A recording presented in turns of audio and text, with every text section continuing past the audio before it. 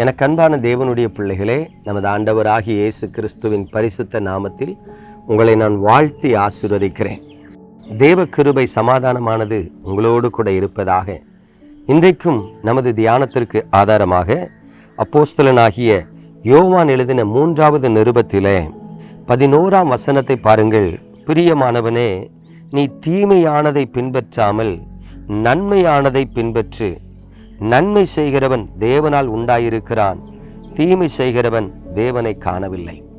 எனக்கு அன்பான தேவனுடைய பிள்ளைகளே, நமது ஆண்டவர் நமக்கு உபதேசிக்கிற அந்த நல்ல வார்த்தையை கவனித்து பாருங்கள். நீ நன்மையானதை பின்பற்று என்று சொல்லுகிறார். ஏனென்றால் நன்மை செய்கிற எவனும் தேவனால் உண்டாயிருக்கிறான் என்று எழுதப்பட்டிருக்கிறது. இன்றைக்கு உங்க வாழ்க்கையை கவனித்து பாருங்க. நீங்க நன்மை செய்கிறவர்களா இருக்கிறீர்களா?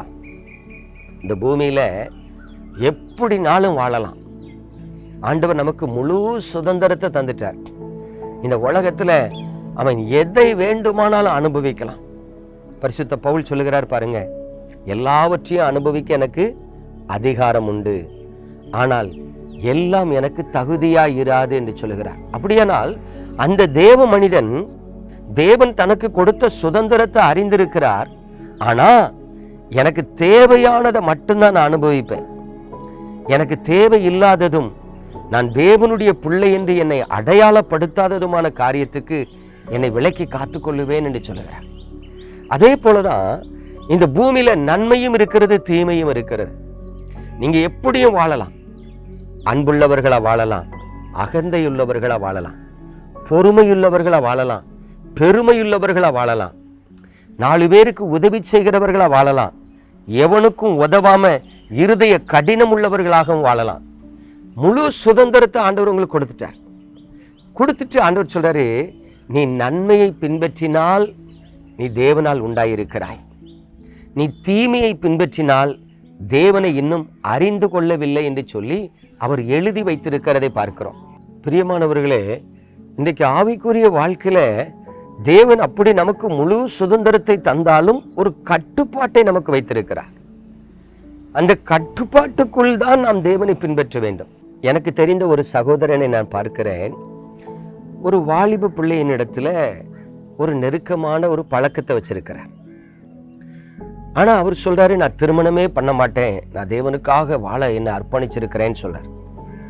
அப்ப நான் அவரிடத்துல சொன்னேன், பிரதர், வாலிபத்தின் இச்சைக்கு விலகி ஓடுன்னு கர்த்தர் சொல்றார். நீங்க அந்த பொண்ணுகிட்ட ரொம்ப க்ளோஸா பழகிட்டு இருக்கீங்களா? இல்ல, அது நாங்க நட்பா பழகிறோம், ஆஸ் அ ரிலேஷன்ஷிப். இது ஒரு ஃப்ரெண்ட்ஷிப் தான். அந்த ரிலேஷன்ஷிப் என்னது? ஃப்ரெண்ட்ஷிப்பா?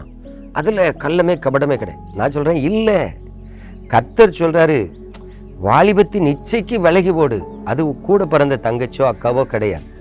அப்படி இருக்கும்போது திருமணமே செய்ய மாட்டேன்னு பிரதிஷ்டை பண்ணியிருக்கிற நீ போய் அந்த பொண்ணுகிட்ட பழக வேண்டிய அவசியம் என்ன? பைக்கில் கூட்டிட்டு போக வேண்டிய அவசியம் என்ன?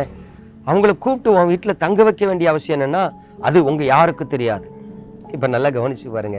சாட்சியற்ற வாழ்க்கை வாழ்ந்து கொண்டு இன்றைக்கு பலர் என்ன பண்றாங்கன்னா, நான் தேவனுடைய பிள்ளை என்று சொல்லி கொண்டு இருக்கிறார்கள்.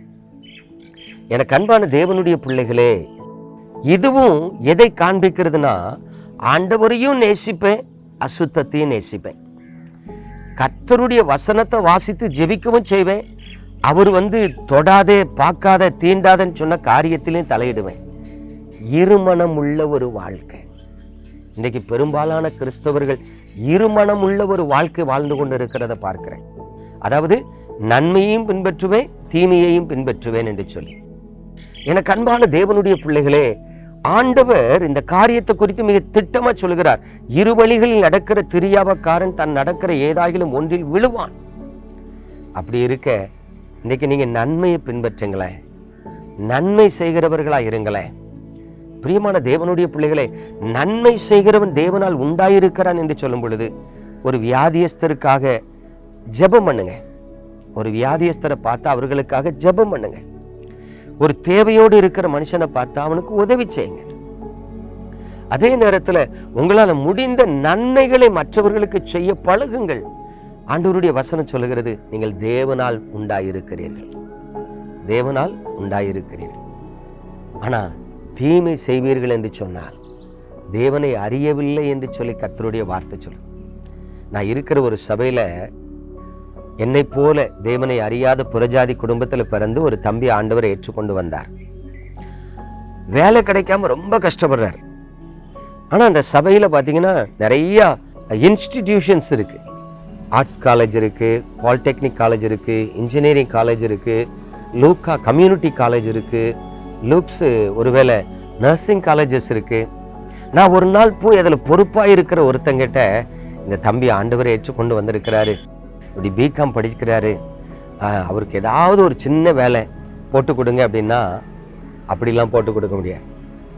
அவங்கெல்லாம் ஆண்டவரை ஏற்றுக்கொண்டு வரல தம்பி, ஏதோ வேலை கிடைக்கும்னு வந்திருக்காங்க, அப்படிலாம் வேலை போட்டு கொடுக்க முடியாது. பாருங்க, உண்மையாய் ஆண்டவரை ஏற்றுக்கொண்டு மனம் திரும்பி வந்திருக்கிறார். நான் சொல்றேன், எங்களோடு இணைந்து ஊழியம் செய்கிறார், இத்தனை வருஷம் விசுவாசியா இருக்கிறார். ஒரு சின்ன வேலை, ஒரு பியூனோ, ஒரு அட்டண்டரோ, ஒரு வாட்ச்மேனோ போட்டு கொடுக்க மாட்டேன்ட்டாங்களே. யோசித்து பாருங்க, நன்மை செய்ய திராணி இருந்தும் செய்யாமல் போய்விட்டார்கள். எனக்கு அன்பான தேவனுடைய பிள்ளைகளே, நீங்கள் இப்படி இருக்கக்கூடாது என்று கர்த்தர் சொல்லுகிறார். தெய்வ சமூகத்தில் நம்மை தாழ்த்தி ஜெபிப்போமா? எங்கள் அன்பின் பரலோக தகப்பனே, உங்க பரிசுத்த கரத்தில் எங்களை தாழ்த்துகிறோம், வெறுமையாக்குகிறோம்.